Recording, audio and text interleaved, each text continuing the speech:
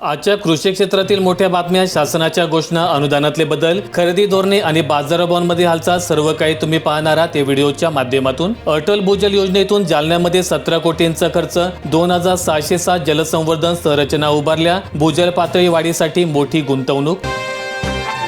शरद पवार यांनी घेतली उपमुख्यमंत्री सुनेत्रा पवार यांची भेट, बारामतीतील सहयोग निवासस्थानी केले अजित पवार यांना अभिवादन। दिवंगत उपमुख्यमंत्री अजित पवार व विद्यमान उपमुख्यमंत्री सुनेत्रा पवार यांच्या बारामतीतील सहयोग या निवासस्थानी ज्येष्ठ नेते खासदार शरद पवार हे बुधवारी सायंकाळी दाखल झाले। शरद पवार यांनी अजित पवार यांच्या प्रतिवादी प्रतिमेला अभिवादन केलं। पंतप्रधानांचे भाषण पुढे ढकलले, लोकसभेत गोंधळाची स्थिती कायम, आम्ही गुरुवारी उत्तर देऊ, विरोधकांचा इशारा। विरोधी पक्षनेते राहुल गांधी यांना बोलू दिले जात नसल्याच्या निषेधार्थ विरोधकांनी तीव्र आणि आक्रमक भूमिका घेतली, त्यामुळे सभागृहाचे कामकाज वारंवार तहकूब करावे लागले। अमरावती जिल्ह्यात भूमी अभिलेख विभागाचा जनता दरबार, शेतकऱ्यांच्या जमिनीच्या तक्रारी जागेवरच प्रभावीपणे निकाली। अमरावती जिल्ह्यातील नागरिकांच्या जमिनीशी संबंधित विविध तक्रारींचे त्वरित निवारण व्हावे यासाठी भूमी अभिलेख विभागाने लोकाभिमुख उपक्रम हाती घेतलाय। जिल्हा अधीक्षक भूमी अभिलेख महेंद्र कुमार शिंदे यांनी तहसील स्तरावर जनता दरबारांचे वेळापत्रक जाहीर केले।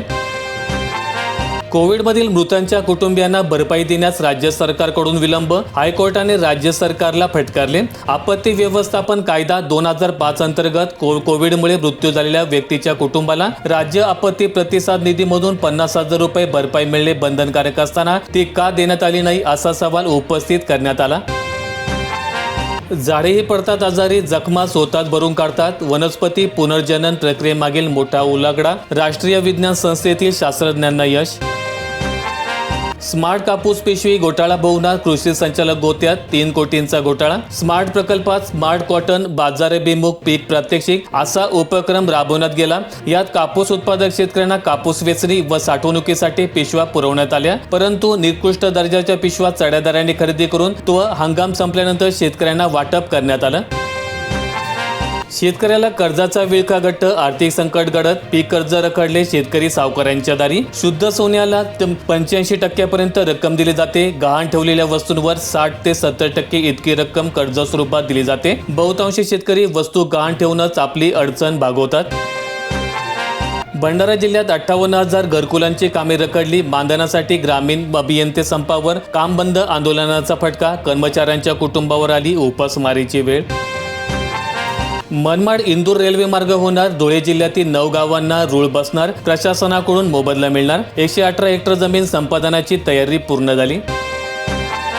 नाशिकच्या एक पीक पाहणी सहाय्यकांसाठी खुशखबर, थकीत 48 लाखांचे मानधन अखेर प्राप्त। एक पीक पाहणी नोंदणीत मदत करणाऱ्या सहाय्यकांचे थकीत मानधन नाशिक जिल्हा प्रशासनाकडून बँक खात्यात जमा करण्यात आलेले आहेत। गोंदिया जिल्ह्यात 3 महिन्यानंतर चुकऱ्यांसाठी 309 कोटी रुपयांचा निधी प्राप्त, हजारो शेतकऱ्यांना दिलासा, पण काही शेतकऱ्यांना प्रतीक्षा करावी लागणार। धानाच्या थकीत चुकऱ्यांसाठी शासनाने बुधवारी 182 कोटी रुपयांचा निधी उपलब्ध करून दिला आणि त्यामुळे अर्ध्या शेतकऱ्यांना चुकऱ्यांसाठी आणखी काही दिवस प्रतीक्षा करावी लागणार आहे। मनोज जरांगे यांना गोळ्या घालण्याची धमकी, ऑडिओ क्लिप व्हायरल, मुंडे आणि कराड यांचा उल्लेख। मराठा आरक्षणाचे नेते मनोज जरांगे यांना जीवे मारण्याची धमकी देणारी एक ऑडिओ क्लिप सध्या सोशल मीडियावर व्हायरल झाली असून यामुळे जिल्ह्यात एकच खळबळ उडाली। या क्लिपमध्ये जरांगे यांना चक्क गोळ्या घालून ठार मारण्याची भाषा वापरण्यात आली। हे संभाषण मनोज जरांगे समर्थक आणि वाल्मिक कराड समर्थक यांच्यात झाल्याचा दावा करण्यात येत आहे। अमरावती जिल्ह्यात मनरेगाची 4,000 कामे बंद, 80,000 मजुरांवर उपासमारी, मेळघाटातील होळीचा बेरंग, कर्मचारी संपामुळे नरेगाची कामे प्रभावित। अंबड तालुक्यात वाळू अभावी घरकुलांसह सर्वच बांधकामे ठप्प, 4 गटांचे लिलाव होऊ नये, लाभार्थ्यांना प्रत्यक्ष वाळू कधी मिळणार, घरकुलांचा सवाल। प्रधानमंत्री आवास योजनेअंतर्गत व आर्थिकदृष्ट्या मागास प्रवर्गातील लाभार्थ्यांना वाळू लिलावधारकांना उत्खनन केलेल्या वाळूपैकी 10% वाळू फर्स्ट कम फर्स्ट सर्व्ह या तत्वावर विनामूल्य देणे गरजेचे आहे।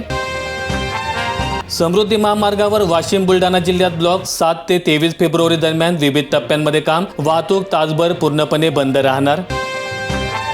वाशिम जिल्ह्यात शेतकऱ्यांची प्रतीक्षा संपणार, विहिरींचे प्रस्ताव मागवणार, 5 लाखांचे अनुदान मिळणार, प्रशासकीय कार्यवाही अंतिम टप्प्यामध्ये। नरेगा अंतर्गत आतापर्यंतच्या सिंचन विहिरींसाठी 4 लाख रुपयांचं अनुदान वितरित करण्यात आलंय। यापुढे प्रशासकीय मान्यता मिळणाऱ्या नवीन प्रस्तावानुसार 5 लाख रुपयांचं अनुदान मंजूर होणार असल्याचं सांगण्यात येत आहे।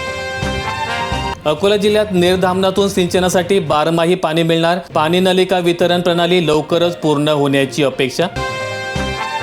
भुसावळ जिल्ह्यात बंधाऱ्याला गळती, भुसावळवर जलसंकट येण्याची शक्यता. बंधाऱ्याला ठिकठिकाणी गळती, पालिकेच्या 3 फेब्रुवारीच्या सभेत दुरुस्तीचा विषय मंजूर. द्राक्ष उत्पादनात 50% घट, 6 महिने लांबलेल्या पावसाचा फटका, निर्यात थंडावली. निर्यातीबाबत केंद्र शासनाने गंभीर राहणे गरजेचे असणार आहे.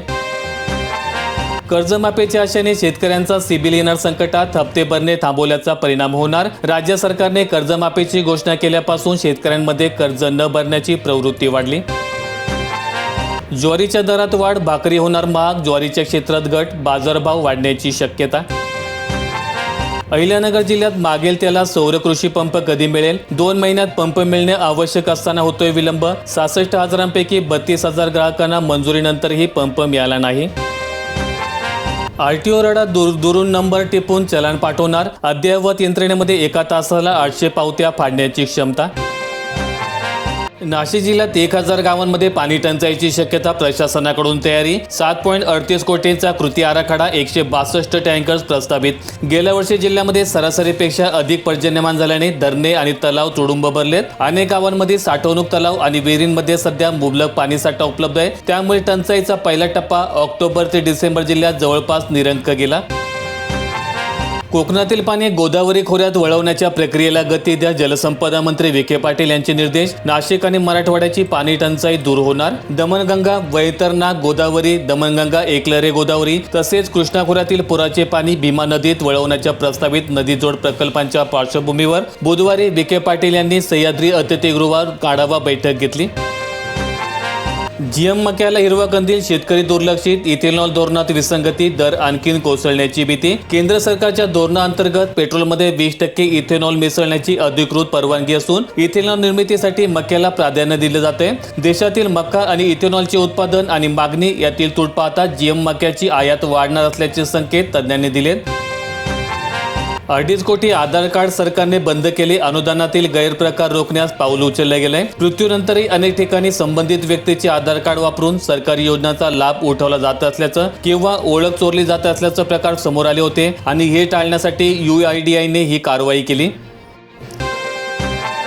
पानंद रस्त्यांचे जाळे, संकेतस्थळावर प्रथमच प्रांताधिकारी करणार नियोजन. रस्त्यांची स्थिती कळणार, शेतकऱ्यांना तक्रार देखील करता येणार. कार्यादेशही निघणार ऑनलाईनच. ही योजना राबवण्यासाठी प्रांताधिकाऱ्यांना पहिल्यांदाच विशेष अधिकार देण्यात आलेत. यापूर्वी प्रांताधिकाऱ्यांना भूसंपादनाचे निवाडे अर्थात मोबदला वाटप करणे, वेगवेगळे दाखले देणे अशा स्वरूपाचे काम दिले जात होते. राज्यातील ही पहिली योजना असून प्रांताधिकारी या योजनेचे सर्वसर्वे असतील. रस्ते आणि त्याची माहिती एकाच ठिकाणी असल्यामुळे जिल्हाधिकारी ते महसूल मंत्र्यापर्यंत सर्वांना याची माहिती ठेवता येणार आहे. त्यामुळे कामात पारदर्शकता येईल. राईस नव्हे आता कॉर्न सिटी, नवीन ओळख निर्माण करणार. धानाला पर्याय म्हणून मका लागवडीकडे भर, शासनाकडे 35 कोटींचा आराखडा सादर. जिल्ह्यामध्ये उन्हाळी आणि रब्बी हंगामातही मोठ्या क्षेत्रावर धान पीक घेतलं जाते. उन्हाळी धानाला पाण्याची गरज अधिक असते, या उलट 30% पाण्यात मका उत्पादन मिळतंय. मका पिकाला प्रोत्साहन देण्यासाठी पुढाकार घेण्यात आलाय. व्हिडिओ आवडला असेल तर लाईक ठोका, शेअर करा आणि अशा दैनंदिन शेतकरी बातम्या अपडेट्स मिळवण्यासाठी सबस्क्राईब करून बेल आयकॉनचं बटन दाबा.